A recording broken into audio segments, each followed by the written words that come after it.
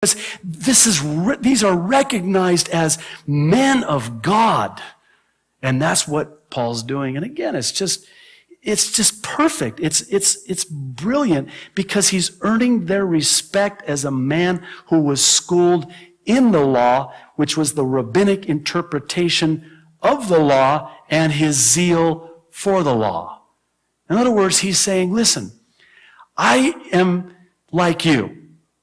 I want to establish common ground with you, but I also want to earn respect from you because I'm as educated as you. This isn't no country bumpkin. No offense to... That was terrible. I better move on. Charles Spurgeon said once, he showed that he had once been as furious against the Christians as they themselves now were. This was intended to win their attention, earn their respect, for the rest of his defense. Remember when we read earlier that the crowd became quiet?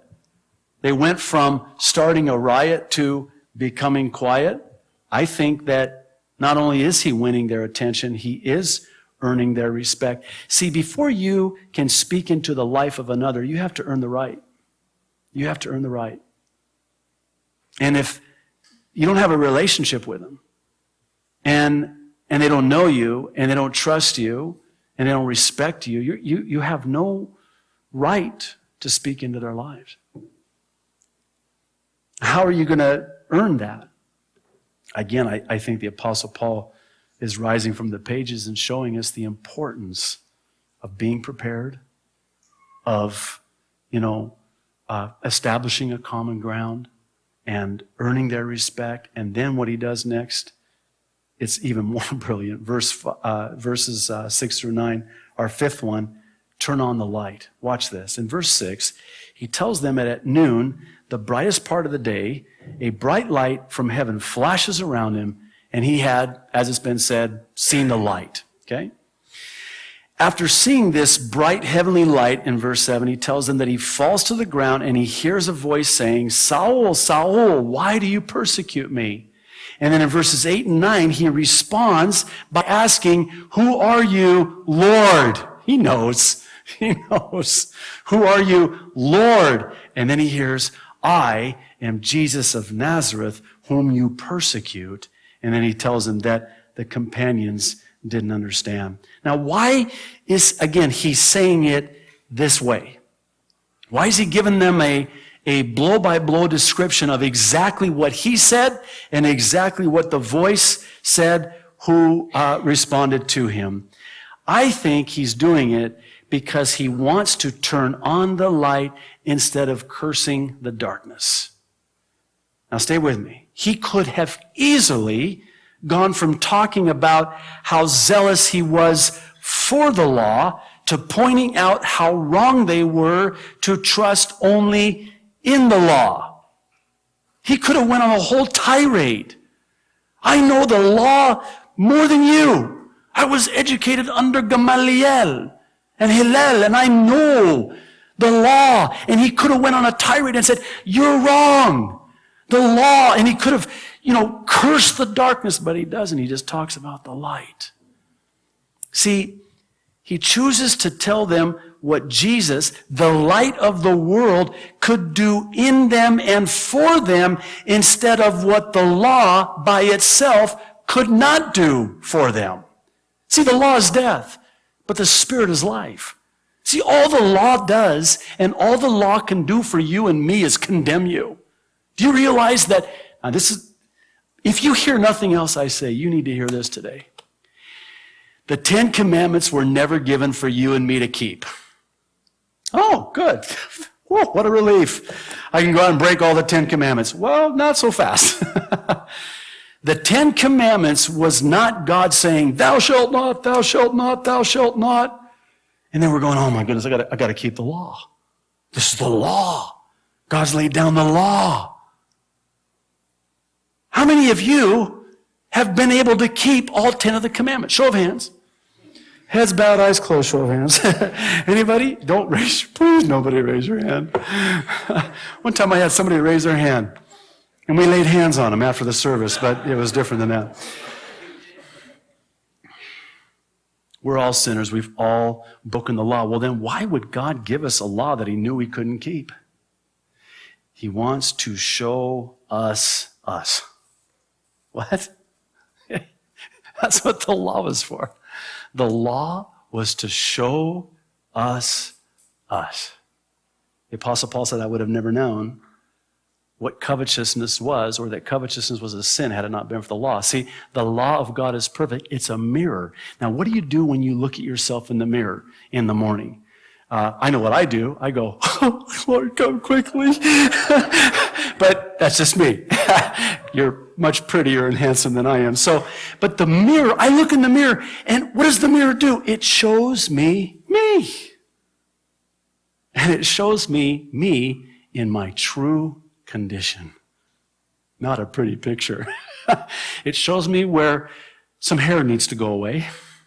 Shows me where some hair that shouldn't have gone away has gone away.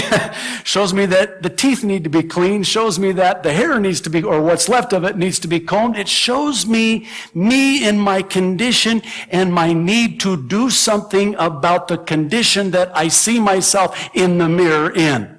And that's what God's law is. It's a mirror. It shows me I'm a sinner. It shows me I'm a sinner, and it shows me my need for the Savior. But that's all the law can do for you. And that's why the Apostle Paul, ever so beautifully, doesn't curse the darkness. Because, see, the law brings the curse of death. And instead, he chooses to talk about the light, which brings life. Because, see, that's all the law can do.